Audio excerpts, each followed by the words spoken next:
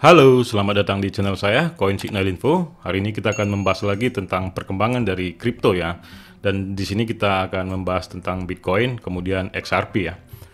Dan kita lihat market sekarang sudah mulai merah-merah ya. Jadi kemarin juga sudah kita buat ya videonya tentang Bitcoin juga. Dan benar saja ya bahwa Bitcoin itu tidak mampu menembus di 17.400 atau 17.500. Dan dia ketahan di 17.300 ya.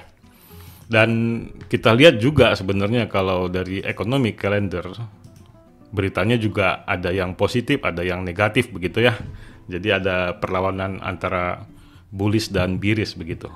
Namun sebenarnya kemarin juga Bitcoin sudah menunjukkan tanda-tanda penurunan ya. Dan sekarang ya Bitcoin kembali ke angka 16 ribuan atau 16.900. Dan kita lihat dari Fear and Greed Index-nya masih tetap fear ya, sama seperti kemarin yaitu di poin 27. Nah, sementara dominasinya tidak jauh berbeda dengan kemarin ya, sekitar 40,2%. Kalau kemarin sempat terjadi 40,35% ya. Memang terjadi penurunan untuk dominasi Bitcoin, namun tetap saja ya semua merah merekah. Namun adalah beberapa yang hijau-hijau begitu ya. Tapi ada beberapa juga yang menarik di sini yaitu tentang XRP ya. Dia terjadi penurunan dan sekarang dia ada dalam posisi kritikal. Nah, nanti kita bahas, sebelumnya kita bahas dulu tentang event hari ini. Yaitu nanti setengah 9 malam ya, tentang non-farm payroll dan unemployment rate. Nah, ini juga sebenarnya agak berdampak kepada market ya, mungkin agak volatile lagi begitu ya. Nah, di sini yang menarik tadi saya lihat ya, non-farm payroll ini di bulan lalu itu dia hijau begitu. Ada sentimen positif terhadap market. Dan terlihat memang pada tanggal 4 November ya, terjadi kenaikan di sana. Ini di tanggal 4 November Bitcoin terjadi kenaikan begitu.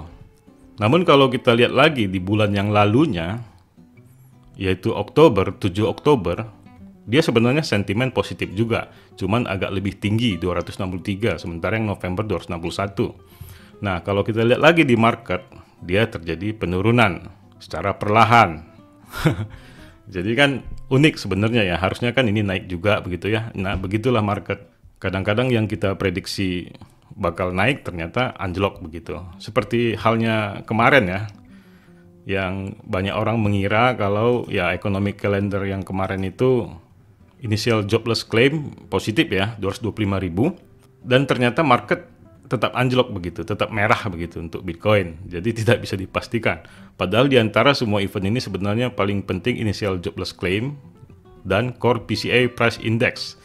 Nah, ini terjadi penurunan memang 0,2% dari 0,5. Memang ini agak besar juga ya. Mungkin ini juga yang melawan initial jobless claim efeknya begitu. Nah, sementara kalau kita lihat yang 7 Oktober dia 263.000 ya. Namun terjadi anjlok ya di sini ya. Nah, kita harus lihat lagi dampak-dampak yang lain nantinya begitu.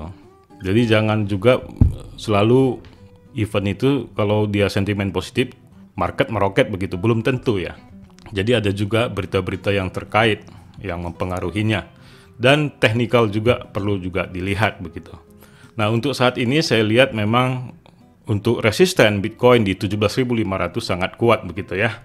Jadi walaupun nanti event non-farm payroll ini hijau dan unemployment rate hijau, belum tentu menurut saya begitu market meroket.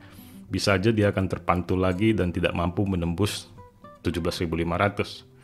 Mungkin saja menembus, tapi saya yakin akan nyangkut di antara garis 17.500 ini. Kemudian dia terjadi penurunan lagi. Kalaupun seindah-indahnya Bitcoin mampu menembus 17.500, ada resisten lanjutan lagi nih. 18.600 atau 18.500. Ini juga agak sulit Bitcoin untuk menembusnya. Jadi belum bisa kita berharap banyak atau bermimpi tinggi-tinggi untuk market sekarang ini. Dan termasuk dengan market yang lain ya. Nah, itulah untuk kondisi Bitcoin ya. Jadi walaupun nanti ini hijau-hijau semua, ya Anda harus tetap waspada, itu belum bisa kita berekspektasi lebih tinggi. Cuman untuk trader, untuk target-target 1%, 2% itu mungkin bisa dilakukan. Dengan catatan ya Anda boleh masuk di detik ini juga, atau di 16.800 Anda boleh buy begitu ya. Ini disclaimer on ya, jadi Anda boleh pasang target 1% ya. Misalnya di harga ini ya, harga sekarang misalnya di 16.900 ya. Pasang take profit 2% atau 1% aja begitu, atau 1,5%. Nah itu kalau Anda mau ngambil kesempatan nanti di setengah 9 malam. Nah itulah untuk Bitcoin ya. Jadi Anda harus perhatikan juga untuk fear, masih ada ketakutan ya. Dalam last week ini extreme fear sebenarnya sudah ada peningkatan nih. Udah ada keberanian sedikit gitu, dari 20 menjadi 27. Jadi ada peningkatan ya. Jadi kemungkinan bisa saja ini naik, tapi saya nggak yakin dia mampu menembus 17.500 begitu. Kalaupun dia mampu menembus, ada lagi 18.500 begitu. Jadi sangat banyak tembok untuk Bitcoin untuk saat ini ya. Nah itulah untuk Bitcoin ya. Kemudian kita bahas sedikit tentang XRP ya. XRP ada sebuah news juga ya, ini 1 jam yang lalu. Pengacara mengisyaratkan penghitungan Ripple atas holding XRP besar-besaran. Jadi ada sebuah pertanyaan yang akan dilontarkan di persidangan, yaitu tentang berapa banyak XRP yang dipegang oleh Ripple begitu. Karena diduga juga ya Ripple itu mendapat keuntungan dari memegang XRP dalam jumlah besar gitu. Yang menjadi pokok pembicaraan utama dalam kasus ini, selain daripada Ripple itu sekuritas lah atau apa begitu ya. Ini juga menjadi salah satu pokoknya, yaitu kenapa Ripple memegang XRP sangat besar sekali begitu. Apakah mau menggoreng pasar begitu ya. Ya itulah ya, selalu aja gitu. Ada aja selalu yang dicari-cari untuk kesalahan Ripple ini. Namun ya kita lihat aja ya, dan ini juga berita juga menurut saya sangat penting ya. Karena dia berhubungan dengan teknikal nih. Gugatan XRP mencapai fase akhir dari keputusan ringkas. Ripple dan terdakwa akan menghadapi pertanyaan atas kepemilikan mereka, yang tadi saya bilang begitu ya. Nah, namun di sini tadi saya baca juga ya, kalau ternyata XRP itu Ripple memegang kurang dari 50 miliar token XRP.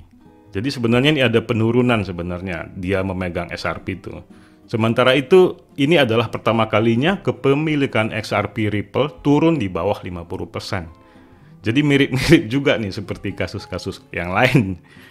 Jadi seolah-olah kayak kemarin Crypto.com mengurangi kepemilikan Shiba-nya dan dikirim ke Binance. Dan pernah juga mengaku salah transfer Ethereum 320.000 ke Get.io. Nah ini juga mungkin begitu, tapi kita semoga enggak ya. Semoga enggak Ripple ini ya. Semoga dia tidak sejahat itu begitu. Namun ini mungkin kalaupun itu benar terjadi, mungkin ini salah satu cara dia untuk bertahan atau defense terhadap gugatan SEC. Jadi kita tunggu saja untuk hasilnya, bagaimana cara si Ripple ini untuk mengungkapkannya begitu. Nah, kita lihat di chart ya, di chart sangat menarik sekali. Saya lihat di time frame 4 jam. Kemarin juga sudah saya bahas ya 2 hari yang lalu. Time frame 4 jam XRP sangat bagus untuk support trend lainnya begitu. Dia ada ketahanan beberapa kali, bahkan ketiga kali. Nah, sekarang dia berada di area kritikal juga nih. Apakah Ripple ini juga mampu menahan seperti sebelum-sebelumnya ya, seperti ini ya, yang 3 lingkaran ini. Nah, kalau ini mampu, kemungkinan akan jump ke 0,4 US dollar dalam proses ya, bukan dalam waktu hari ini begitu ya. Ini time frame 4 jam loh. Jadi kemungkinan dia akan mencapai ke resisten ini lagi 0,4, sama seperti ini, karena ini juga resisten yang cukup kuat ya. Ini juga hal yang perlu diperhatikan untuk XRP. Namun bagi Anda yang spekulan ataupun para trader, mungkin ini saat yang tepat untuk serok begitu. Maksudnya serok arti kata entry ya. Dan pasang stop loss di 0,37 US dollar karena ini adalah support horizontal untuk XRP.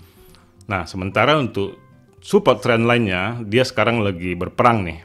Dan muncul berita yang tadi begitu, 1 jam yang lalu. Nah, ini time frame 4 jam. Jadi ada selalu keterkaitan ya, seolah-olah saya lihat ya, kadang-kadang teknikal ini duluan baru keluar berita begitu. Nah, berita ini kan sebenarnya seolah-olah untuk menekan XRP ataupun Ripple. Apakah ini nanti terjadi penurunan karena berita ini mempengaruhi retail?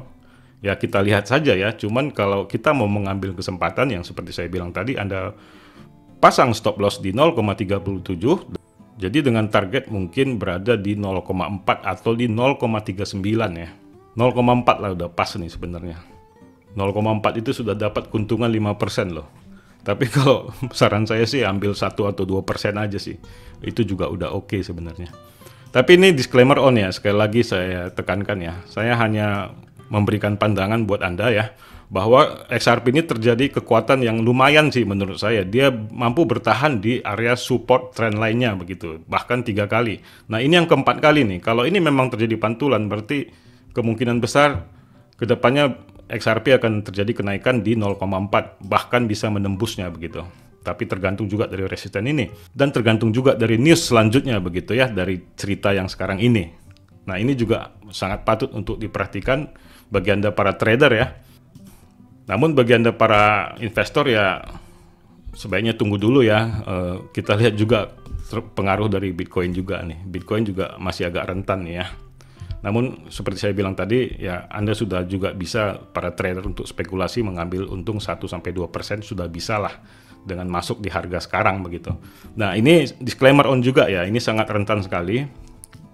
Bisa benar bisa salah, jadi selalu saya tekankan stop loss sangatlah penting ya, untuk menghindari kerugian yang sangat dalam begitu. Dan perlu diperhatikan juga tentang event hari ini, yaitu 8:30 malam nanti. Market kemungkinan akan volatile sekali, mungkin berpengaruh ke semua altcoin dan XRP tentunya juga ya. Kalau XRP memang mampu bertahan di sini sangat bagus sekali. Kalau nanti ini hijau, mungkin XRP bisa terjadi lonjakan begitu. Oke, ini yang bisa saya sampaikan hari ini. Tetap Dior, riset mandiri. Anggap semua yang Anda lihat adalah referensi sebagai masukan untuk Anda dalam mengambil keputusan dan dapat mencapai sebuah keuntungan ya.